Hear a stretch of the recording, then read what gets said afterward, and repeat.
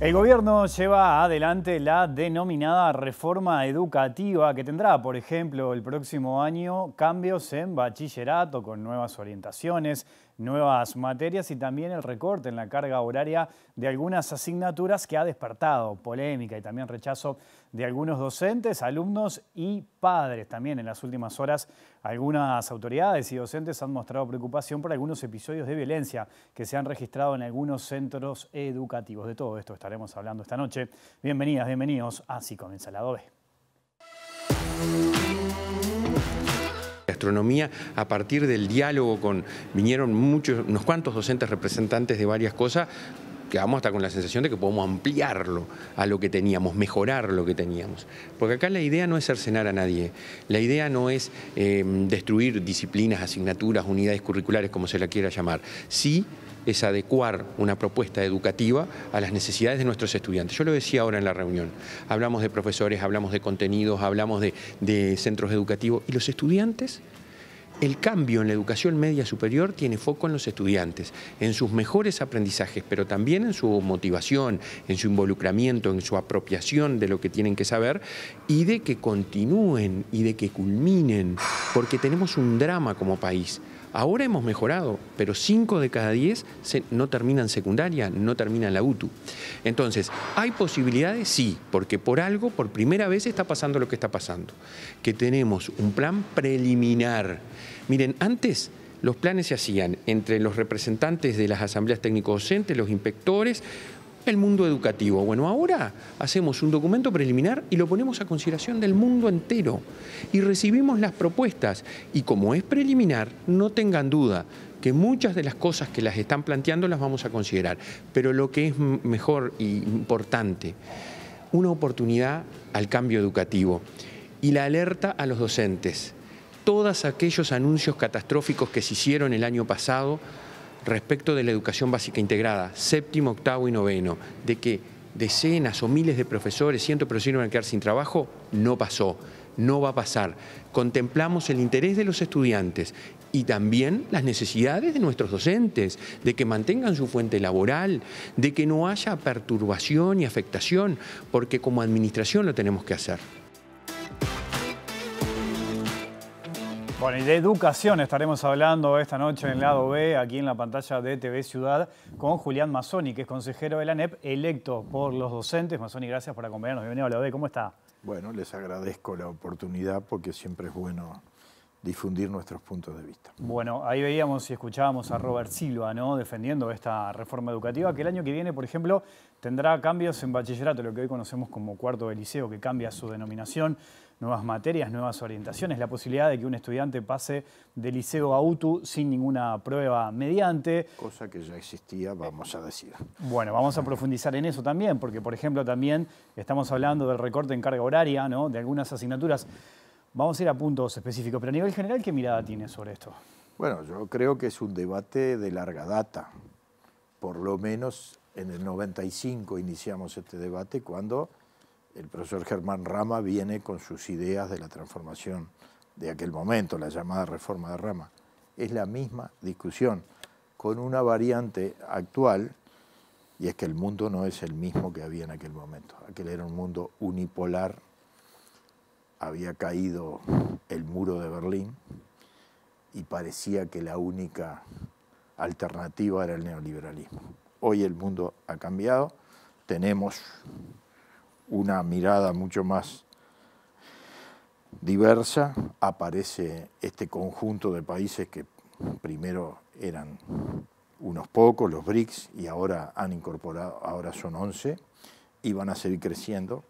Hay una multipolaridad y hay, por lo tanto, unas inmensas posibilidades para el continente latinoamericano que yo creo que son por ahora desconocidas, porque históricamente cada vez que hemos intentado unirnos en América Latina hemos sufrido embates muy duros, particularmente golpes de Estado y demás.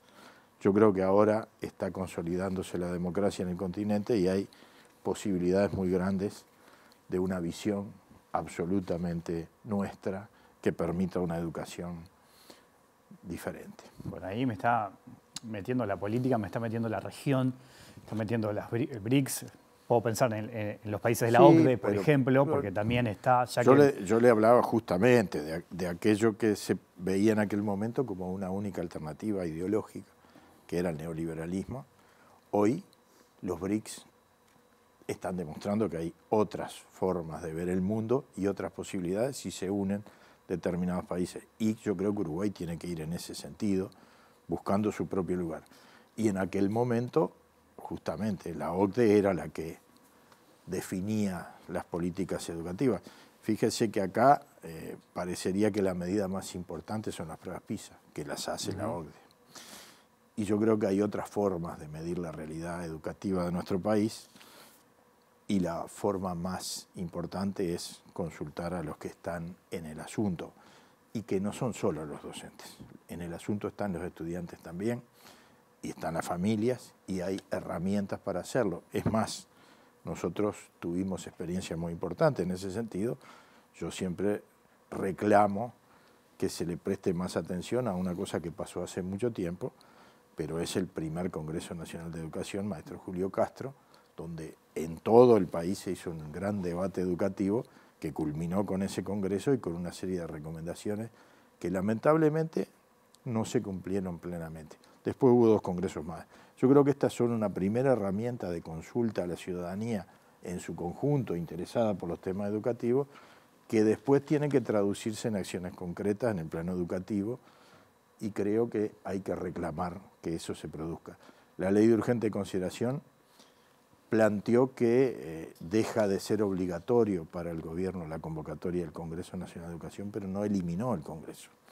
Y yo creo que esa es una gran herramienta para salir de la situación en la que estamos, que yo creo que no es la buena, y creo que la transformación educativa va en el sentido contrario al que debería ir la educación en nuestro país. Bueno, ya que se me fue para la política internacional, a la OCDE la integran casi 40 países. ¿Usted dice que está influenciado este proyecto en algunas referencias puntuales internacionales y que no se ajustan al Uruguay? Si tú te fijas en el documento, en la fundamentación del documento, se citan a países de la OCDE nada más.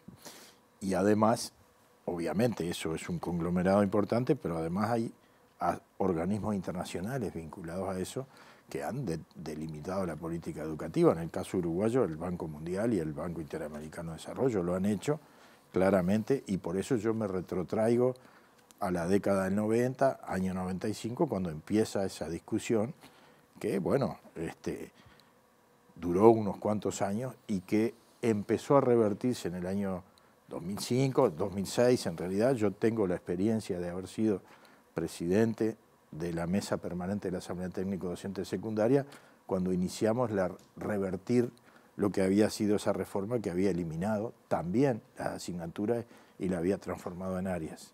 Y volvimos a las asignaturas en una construcción colectiva donde la Asamblea Técnico Docente jugó un papel muy importante. Y en el caso de secundaria creamos la reformulación 2006, que en la idea de la Asamblea Técnico Docente era una reformulación para luego pensar un plan de mucho más largo plazo, y eso nunca se pudo concretar. Ahora, estamos hablando de una reforma que separa en las competencias y que intenta formar a estudiantes pensando en la demanda laboral y lo que exige el mercado. ¿Qué mirada tiene sobre eso? Bueno, es que es lo mismo que decíamos antes. Aquellas áreas son estas competencias. Es decir, siempre contra la asignatura, siempre buscando que determinados contenidos desaparezcan. Yo ahora me referiría a todas las declaraciones que han hecho diferentes asignaturas. En el día de hoy vi una de los profesores de química. En estos días ha aparecido una de los profesores de educación física. Bueno, los de astronomía, los de filosofía. ¿Y cuál sería la intención de eliminar esas asignaturas? Yo no creo que sea una intención. Creo que es una idea de cómo adaptar a la realidad que se vive a lo que de alguna manera genere la educación pública. Y creo que hay 2 formas de verlo: o adaptarse a este panorama, que a mí me parece bastante apocalíptico que tenemos en este momento, o pensar que este panorama se puede revertir. Se puede educar para adaptarse, o se puede educar para que se revierta esta situación, para que se tome en sus manos la juventud, para hablar digamos, en la forma en que hablaba Rodó a los jóvenes, que tomen la bandera y puedan realmente asumir su responsabilidad y transformar la sociedad. Yo soy partidario de esta segunda forma y creo que la otra tiende a adaptarte a una realidad que está realmente muy difícil de aceptar, por lo menos para mí. Yo no puedo permitir aceptar que haya el nivel de pobreza infantil y adolescente, la miseria que vemos en el país, y creer que lo que tengo que hacer es adaptarme para eso. Y cuando uno habla de las habilidades blandas, cuando uno compara las habilidades blandas que piden las empresas con lo que se está pidiendo a través de la transformación educativa, hay mucha coincidencia. Yo quiero aclarar una cosa porque siempre es bueno decirlo. Yo no pienso que las personas que están impulsando esta transformación sean enemigas del país. Creo que están equivocadas, pero yo no les atribuyo intenciones de fundir la educación pública. Creo que no es el camino, creo que ese camino es peligroso y creo que el camino es el de la construcción de la ciudadanía. ¿Y qué cree que hay detrás, por ejemplo, en recortar horas de filosofía en el bachillerato? Y bueno, esa idea que se ha manejado de que determinados ámbitos de funcionamiento económico dicen, no, nosotros no precisamos que les enseñen cosas, sino que nos preparen para que nosotros les enseñemos después.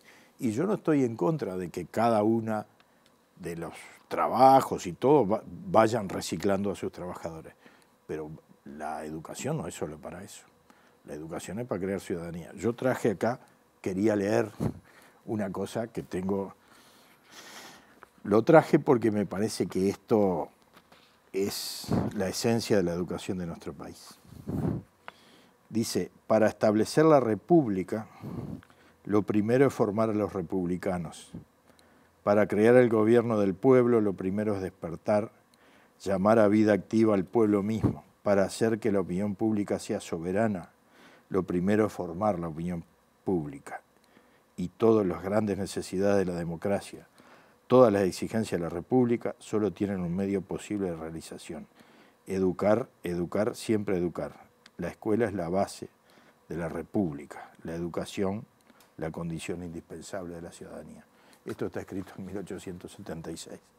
Es la legislación escolar de José Pedro Varela. Y esto es nuestra concepción de la educación. Yo no digo la mía, la del pueblo uruguayo en su conjunto. La reforma de Rama nos representa, Varela. La reforma de Varela nos representa a todos. La de Rama intentó de alguna manera dejar de lado ese concepto de construcción de ciudadanía para generar una construcción de un trabajador en este momento y plantea un tema que a veces se repite mucho y es el siguiente. El problema del país no es la pobreza, es la educación. Y yo digo, el problema de la educación y del país es la pobreza. Hay que resolver ese problema y simultáneamente vamos a resolver mucho más, entre otros el de la educación. Ahora, ¿usted considera que con esta reforma se profundiza la brecha entre lo público y lo privado, por ejemplo? Y es probable, porque fíjate que con los bachilleratos que vamos a tener, en la cual parecería que la filosofía no importa, la astronomía no importa, más allá de lo que digan por ahí. Yo sé que me van a intentar rebatir esto y lo respeto que lo hagan. En el que la economía no importa, y sí importa el emprendedurismo, en el que la filosofía se recorta, en el que la geografía del país no se estudia. Yo creo que en ese contexto la gente que pueda va a enviar a sus hijos a que aprendan otras cosas que en el ámbito de nuestra educación pública se van a dejar de enseñar. Yo estoy orgulloso de mi país. Yo siempre digo, los bachilleres uruguayos tenían un sexto año, en mis tiempos se llamaba segundo de preparatorio, porque eran primero y segundo de preparatorio, de nivel universitario. Cuando cualquier bachiller uruguayo sale por el mundo y se va a una universidad, el primer año en la universidad, casi lo tiene resuelto, porque acá lo estudió en sexto. Porque, por ejemplo, el cálculo diferencial no se estudia en secundaria en muchos países del mundo. Filosofía casi no se ve. Que un uruguayo haya tenido acceso a fragmentos, aunque sea, de las grandes obras de la filosofía o de la literatura universal, me parece que son cosas a las cuales no debemos renunciar. Y me parece que de alguna manera en el planteo se está renunciando a ellas. Ahora, Mazzoni, tenemos un grave problema con la cantidad de estudiantes que abandonan el liceo. Tenemos un gran problema con un montón de estudiantes que no logran interpretar un texto. ¿Cómo se revierte eso? Bueno, se revierte con más nivel, no con menos. ¿Usted considera que este proyecto baja la calidad del bachillerato? Claramente, creo que sí. Pero además, fíjate que están las aseveraciones del ministro Da Silveira, que por suerte hoy aclaró que no se refería a los docentes, sino a los estudiantes.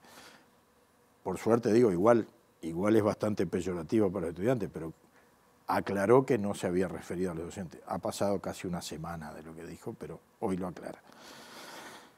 Pero en realidad ahí lo que hay es que durante la pandemia y posteriormente a la pandemia se bajaron los niveles de exigencia en la calificación de los bachilleratos. Yo todavía estaba dando clase cuando empezó la pandemia y casi al final del año me cambiaron los niveles de exigencia de mis estudiantes. Entonces, si vos bajás los niveles de exigencia, cuando vas a preparar tu curso y lo preparaste con un determinado nivel y después bajó, pasaron muchos que vos pensabas que no iban a pasar. Bueno, después le haces la prueba y tienen dificultades. Bueno, para mí, el camino que se está siguiendo, que es bajar los contenidos y bajar las exigencias en la calificación, son los que traen estos problemas. Por lo tanto, la solución va para en el otro sentido. Y yo insisto que no hay que separar esa solución del estado socioeconómico y cultural de nuestra nación, que está muy castigado últimamente, ¿no? Hoy hablamos de preparar a los jóvenes para la demanda laboral, lo que exige el mercado. Hay una realidad, que el mercado laboral es muy inestable. Lo que hoy se puede estar demandando, entre 5 años puede llegar a cambiar y quizás no sabemos a quiénes estamos formando para el trabajo del futuro. Pero una cosa es el mercado laboral y otra cosa es el trabajo. ¿Y la concepción del trabajo que vos tenés. Yo digo, primero, detrás de esto subyace la idea de que el único mercado laboral es el de las empresas que te van a poner una foto que dice vos sos el empleado del mes. Pero hay otras empresas en el país. Hay medianas y pequeñas empresas que son muy importantes. Hay empresas públicas que son sumamente importantes en la economía nacional y necesitan otro tipo de funcionarios, de trabajadores, que son los que han estado siempre. Son los que ha formado la Universidad del Trabajo del Uruguay. Por ejemplo, en las empresas públicas, en grandes empresas del país. Bueno, son otras concepciones de qué trabajador querés. Pero no alcanza con eso. La educación pública no es solo, y debe serlo, en parte, formador de trabajadores, pero también es formador de ciudadanía, como señalamos aquí. Y la ciudadanía es mucho más. No se puede ser un ciudadano si no tenés laburo, es bastante difícil. Algunos logran hacerlo siendo desempleados, por suerte. Pero en general, la ciudadanía tiene que ver con que tus condiciones materiales estén resueltas. Es decir, tenés que tener trabajo, tenés que tener educación, tenés que tener acceso a la cultura, y esto es lo que pretendemos cuando decimos que la educación tiene que formar democracia y república. Me parece que esa es la discusión. Y yo siempre señalo que hay potencial en el Uruguay y en nuestro continente, por eso te hablaba de los BRICS y del papel de América Latina en este momento en la escala mundial. Bueno, la respuesta tiene que ser latinoamericana. Uruguay no puede resolver sus problemas solo, no los puede resolver Argentina solo, no los puede resolver Ecuador solo, Colombia, ni siquiera Brasil, que es un continente en sí mismo, puede resolver solo el problema. Nos necesita también a nosotros. Y por eso cuando yo pienso en los BRICS, pienso en que Brasil nos está tironeando a todos para que vayamos en un sentido que me parece el correcto. Sí, bueno, pero cuando estuvo Bolsonaro, las BRICS no quiso saber nada. Bueno, por eso mismo te lo señalo. Es decir, los BRICS es una idea muy vieja, relativamente, que viene manejando Lula da Silva con otros estadistas de escala mundial desde mucho tiempo atrás. Tuvo un interregno de 4 años porque, obviamente, con Bolsonaro, que respondía directamente a una concepción de Trump en los Estados Unidos, que era enemigo de esa solución, bueno, jugó para tratar de debilitar eso y en los hechos lo logró. Para los latinoamericanos fueron 4 años de ostracismo en el plano internacional, porque era Brasil, de alguna manera, el que encabezaba el movimiento en ese sentido. Y bueno, ahora está volviendo lentamente, porque lleva tiempo, pero vuelvo entonces a lo que te planteaba al principio. No pensemos en una solución que viene de la OCDE, pensemos en una solución que viene de nuestro continente y del intercambio que podemos hacer con otros países que están al mismo nivel que nosotros y que están de alguna manera en vías de desarrollo para poder obtener, yo no diría mañana, pero tarde o temprano, un mundo más justo y un Uruguay más justo, que este que tenemos es muy injusto. Le propongo una pequeña pausa y seguimos conversando. Ya sigue el lado B aquí en la pantalla de TV Ciudad.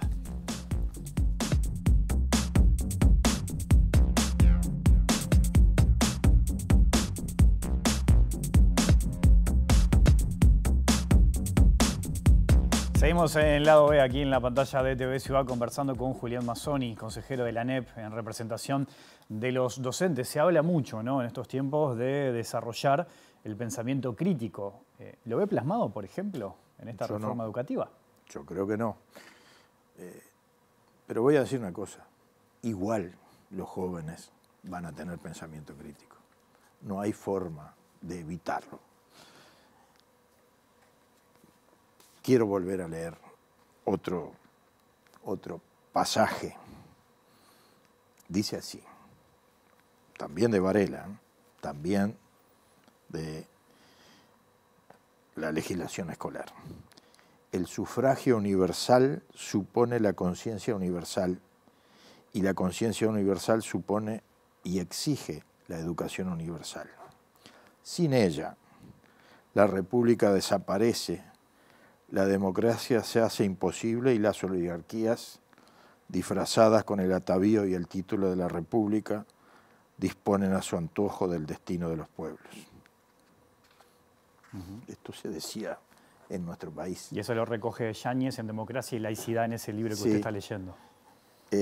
Claro, porque él hace un análisis del vínculo de la democracia con la laicidad. Obviamente, hay que tener garantizada la laicidad para que en las aulas se formen los ciudadanos. Fíjate que hemos tenido un debate bastante profundo con el tema de la autonomía, porque la autonomía se vincula con esto. La autonomía está establecida por la Constitución de la República, pero si tú tenés un Consejo Directivo Central del ente autónomo que lo elige a propuesta del Presidente de la República, con mayoría del Senado, una mayoría especial, digamos, pero representa al gobierno, 3 de sus miembros y 2 somos electos por los docentes, estamos jugando nuestro papel y aceptamos que así es la ley.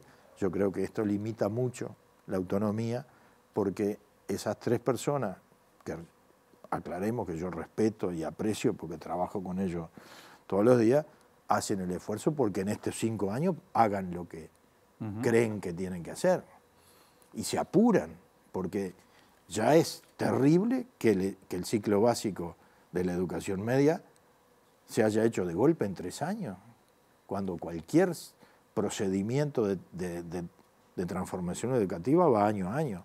Hubiera empezado en 7º, este año estaría en 7º y 8º y en el otro estaría en 7º, 8º y 9º, por lo menos.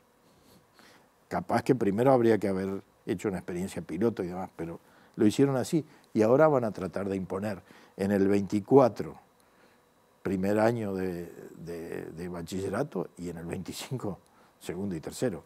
Es la obligación de cumplir con los tiempos que le marca el gobierno y que le marca nuestro sistema político partidario.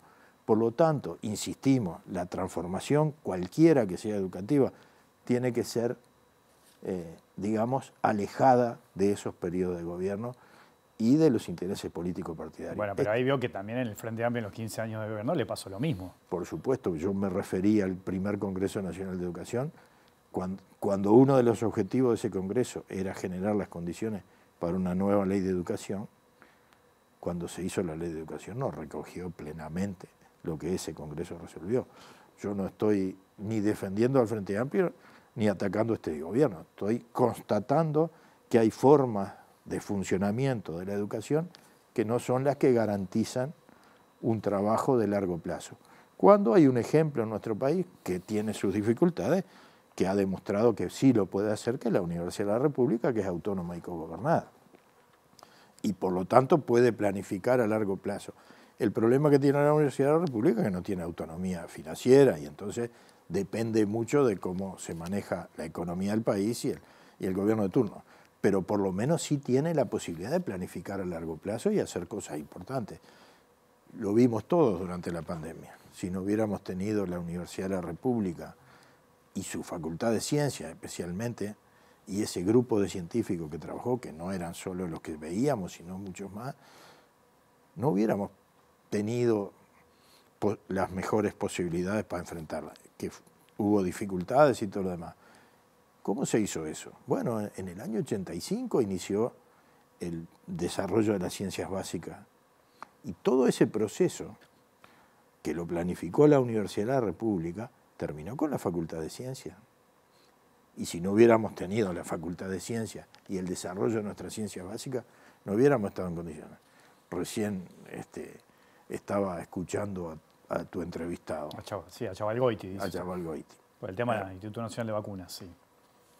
Es un avance gigante que tiene el país en esa materia. ¿A quién se lo tenemos que achacar? Bueno, a la Universidad de la República. Es un organismo autónomo y cogobernado. Él hizo su posgrado después en otros lados, pero su formación de grado es acá. Y esa Universidad de la República es consecuencia de aquellos movimientos que empezaron en Córdoba y que de alguna manera han reflejado en todas las universidades principales de América Latina, estatales, esa idea del cogobierno, que han sido fundamentales porque entonces sí la educación no depende del gobierno de turno y puede planificarse a largo plazo. Yo aspiraría, yo no creo que igual, porque no se puede hacer igual, a que la ANEP tuviera una autonomía similar a la que tiene la Universidad de la República. Le agradezco mucho, Mazzoni, su visita esta noche aquí al lado B. Yo te agradezco a ti, ha sido un placer. Hasta la próxima. Nos vamos, volvemos mañana después de las 20 horas. Que pasen bien, chau.